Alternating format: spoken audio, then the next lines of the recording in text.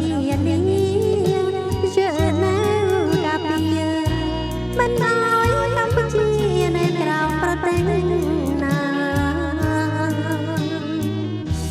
23តងឡា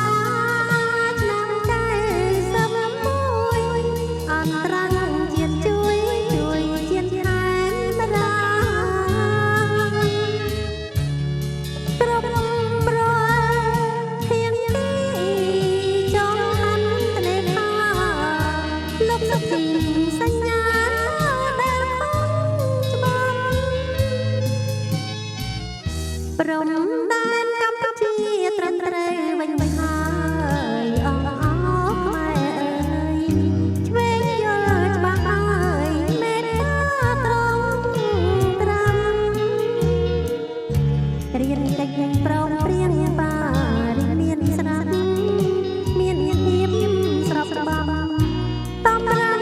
ភៀនក្តីគៀមស្មងស្មងស្មា